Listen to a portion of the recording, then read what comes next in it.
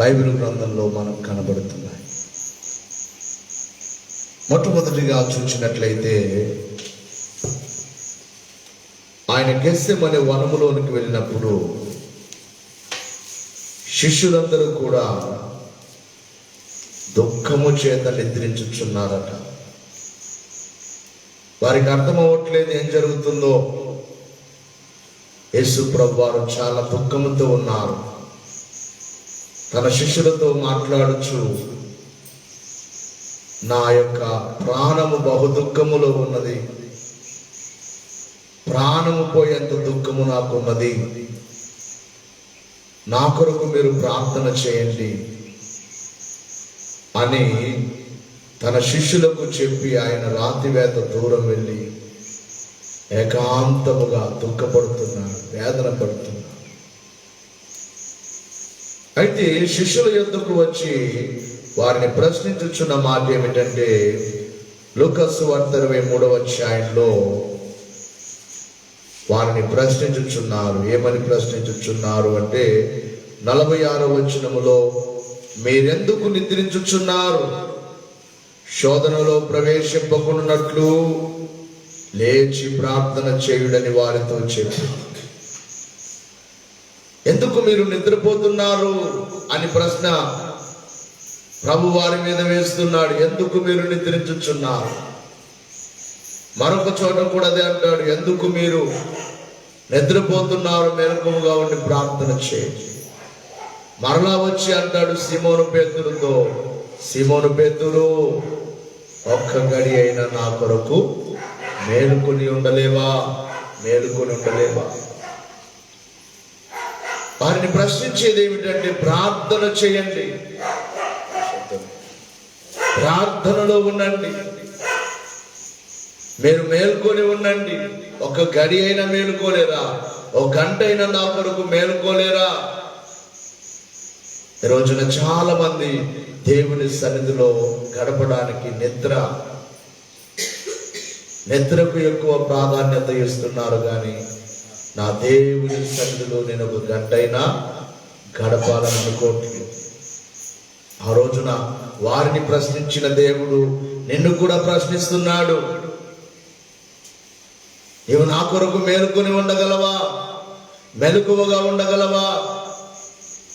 ఇక్కడ ప్రభు మాటల్ని బట్టి ఎవరైతే నిద్రపోతారో నిద్రపోయే వారందరికీ శోధనలు వస్తాయి. సామెతల గ్రంథంలో రాయబడి నిద్ర చాలా దరిద్రమట.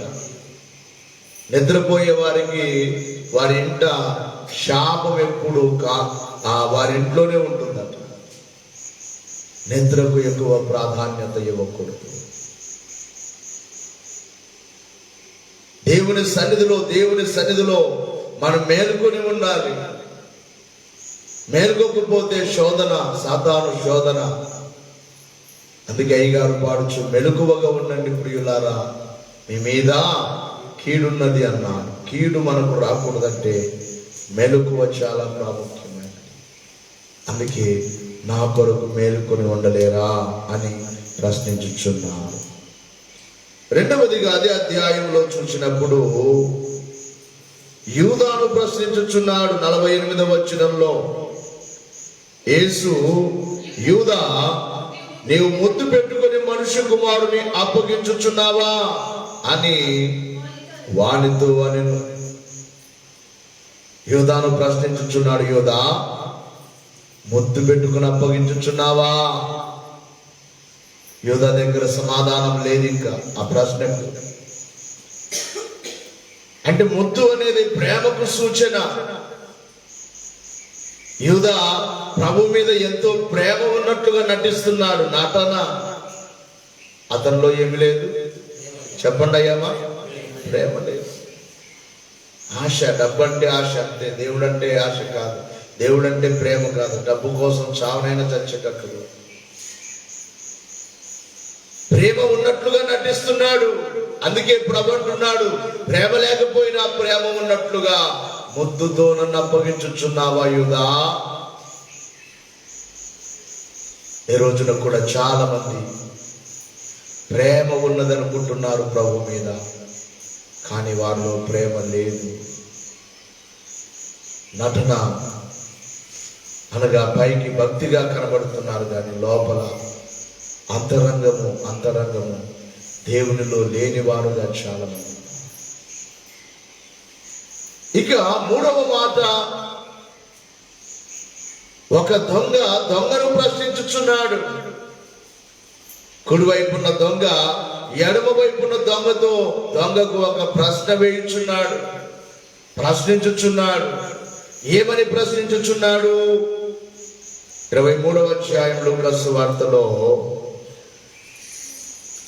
దేవునికి మహిమ కలుగును గాక, 40వ వచనాన్ని చూచినప్పుడు, అయితే రెండవ వాడు వారిని గద్దించి, నీవు అదే శిక్షా విధిలో ఉన్నావు గనుక దేవునికి భయపడవా? అక్కడ క్వశ్చన్ మార్క్ ఉంటుంది చూడండి. ఏమంటున్నాడు? ప్రశ్న వేస్తున్నాడు. దేవునికి భయపడవా? దేవుడు అంటే భయం లేదా నీకు? అవును, చాలా మందికి దేవుడు అంటే భయం. ఎవరైనా భయము. ఒక అధికారం వస్తున్నాడు అంటే భయపడిపోతారు, వణికిపోతారు, చేతులు కట్టుకుంటారు.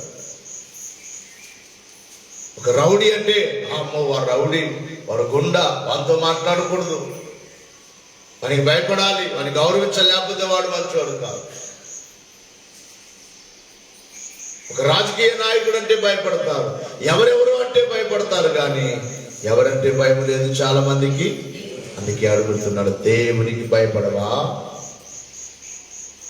కుడివైపున దొంగ ఎడమ వైపున దొంగతో అంటున్నాడు, నీవు దేవునికి భయపడవా? దేవుడు అంటే భయం లేదా? ఈ ఉదయ కాలంలో దేవుడు నిన్ను అడుగుచున్నాడు, నీవు దేవునికి భయపడుచున్నావా లేదా?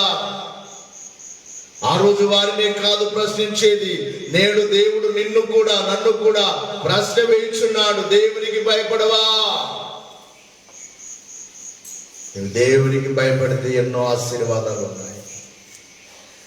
నువ్వు దేవునికి భయపడితే ఎన్నో దీవెనలు నీ మీద కొమ్మరింపబడతాయి. దేవునికి మహిమ కలుగును గాక. దేవునికి భయపడుటలో ఆశీర్వాదాలు ఉన్నాయి. దేవునికి భయపడుటలో అభిషేకం ఉన్నది. దేవునికి భయపడుటలో నీ జీవితం ఎంతో ఉన్నతముగా మారుతుంది. దేవునికి భయపడవా? కుడివైపున్న దొంగ అంటున్నాడు, నీవు శిక్ష విధిలో ఉన్నావు, శ్రమలో ఉన్నావు, దేవునికి భయం లేకుండా మాట్లాడుతున్నావు. కొంతమంది దేవుడు అంటే భయం లేకుండా మాట్లాడతారు, దేవుని దూషిస్తూ మాట్లాడతారు, దేవుని ఎగతాళి చేసి మాట్లాడతారు. కొంతమంది దేవుని నమ్మిన వారు కూడా దేవుడు ఏదైనా కార్యం చేయలేదంటే దేవుడు మాకేం చేశాడు అంటే ఆ మాట అంటున్నావంటే నీకేమి లేదు. చెప్పన్నమ్మాయ్యా, ఇంత చేశాడు, కనిపించట్లేదా? భూమి కనిపించట్లేదా? ఆకాశము కనిపించట్లేదా? ప్రాణం పెట్టింది కాదా గొప్పది? రక్తము కార్చింది కాదా గొప్పది? నీవు కార్యం పొందలేదంటే తప్పు నీది ఉన్నది కానీ దేవుని ఎప్పుడూ లేదు. శ్రమ ఉన్నది అంటే ఆ శ్రమ పొందుచున్నాకు ఎడవైపున దొంగ అతని తప్పును బట్టి పొందుతున్నాడా? దేవుని బట్టి పొందుతున్నాడా? చెప్పండమ్మా. వాడు చేసిన తప్పును బట్టా వాడికి శిక్ష? దేవుడు ఏమైనా శిక్ష పెట్టాడా? ఎట్లా చెప్పాలి? అందుకే అంటున్నాడు, మనము చేసిన దానికి మనము శిక్ష పొందొచ్చు. ఈయన ఏ నేరము చేయలేదు. దేవునికి భయపడి మాట్లాడరా నీవు? నిజంగా కుడివైపున్న దొంగ ఎంత మంచి మనసు అతనిది. అందుకే అయ్యగారు అతనికి పేరు పెట్టాడు, దొంగే కానీ దొరయ్యాడన్న. దొంగ ఏమయ్యాడట? దొరయ్యాడట. దొర ఆ దేవుని ప్రేమను తెలుసుకున్నాడు. కాబట్టి ఇక్కడ దొంగ ఒక దొంగను ప్రశ్నించుచున్నట్లుగా చూస్తాం. ఇంకా చాలా విషయాలు ఉన్నాయి కానీ నేను ముగిస్తాను. దేవునికి మహిమ కలుగును గాక. మీకు కొన్ని మాటలు చెప్పాలనే ఉద్దేశమే, మిమ్మల్ని ఇబ్బంది పెట్టాలంట. యేసుక్రీస్తు వారిని కోర్టుకు తీసుకుని వెళ్ళిన తర్వాత కోర్టులో ఆయన నిలబెట్టినప్పుడు ప్రధాన యాజకునికి ప్రభువు సమాధానం చెప్పారు. సమాధానం చెప్పినందుకు అక్కడ ఉన్న బంట్రోతుల్లో ఒకడు యేసు ప్రభు వారిని కొడుతున్నాడు, చంపమని. 18వ అధ్యాయం 22వ వచనం.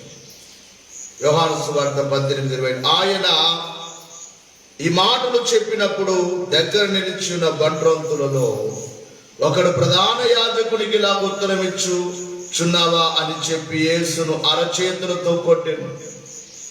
అందుకు యేసు, నేను కాని మాట ఆడిన ఎడల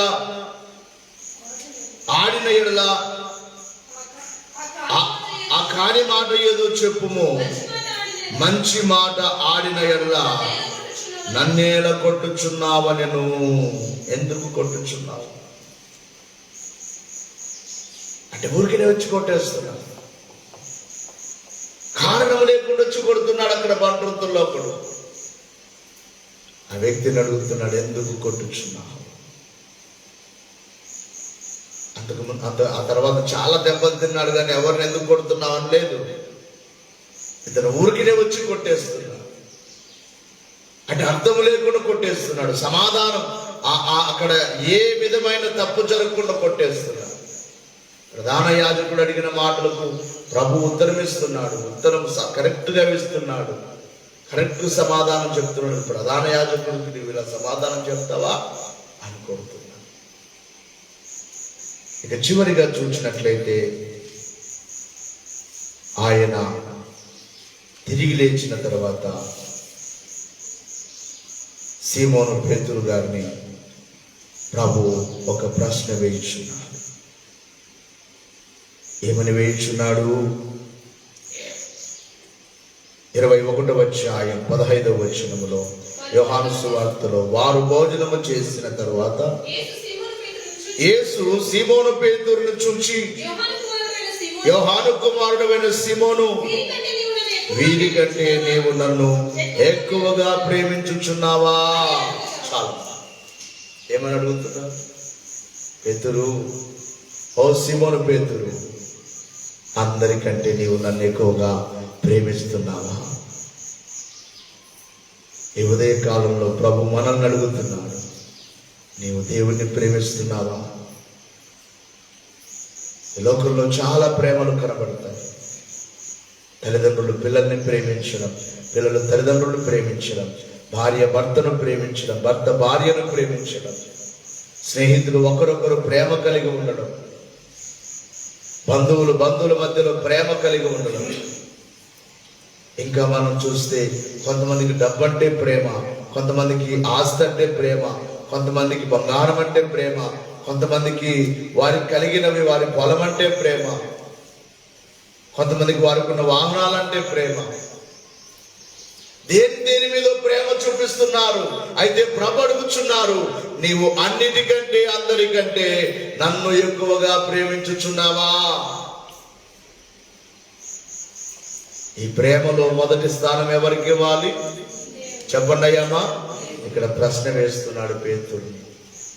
పేతురుని ప్రశ్నించే ప్రభు నిన్ను ప్రశ్నిస్తున్నాడు, నీవు ప్రేమించుచున్నావా? ఎందుకంటే ఆయన మనలను మొదటిగా ప్రేమించెను అని బైబిల్లో చూస్తాం. ప్రేమ ఎక్కడ స్టార్ట్ అయింది? మొదట చెప్పండి అమ్మయ్యా. ఎవరు ప్రేమించారు మొదటిగా?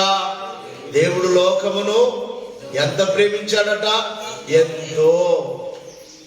ఒక తల్లిని కొడుకు అడిగాడటమ్మా, యేసు ప్రభు వారికి సిలువలో చేతులు ఎందుకు ఇలా ఉన్నాయమ్మా అని అడిగాడట. ప్రశ్న అడిగాడు.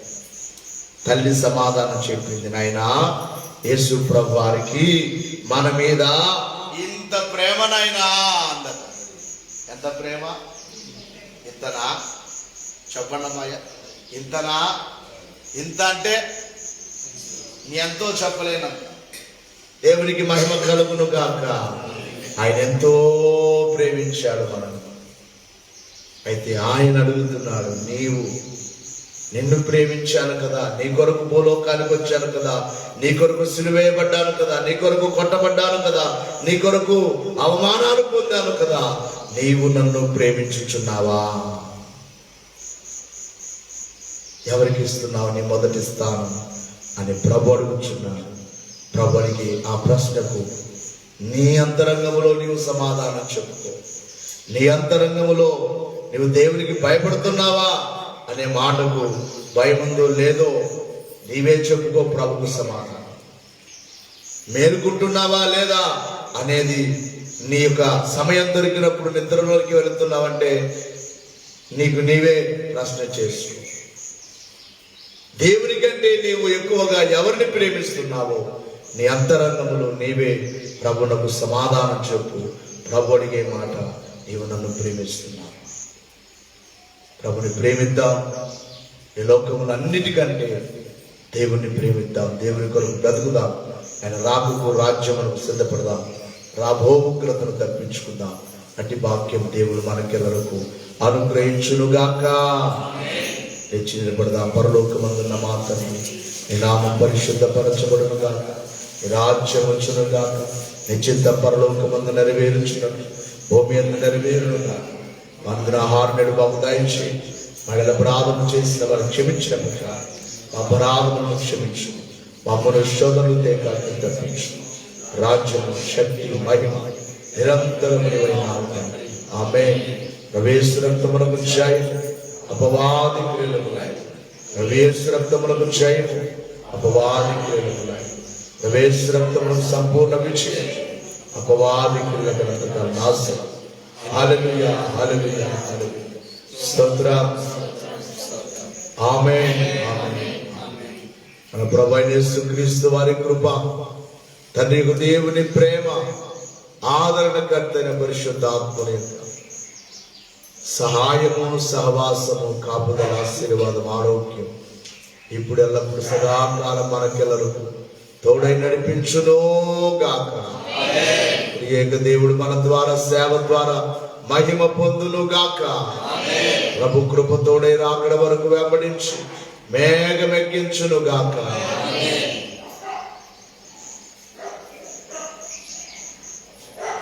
కలువలుగా రక్తమెల్లా కారుచుండెను,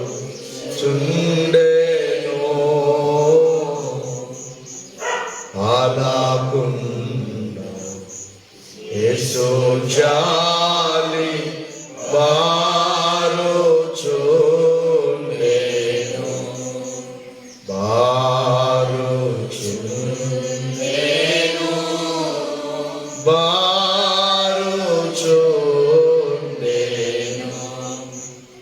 మరణాత, మరణాత, మరణాత.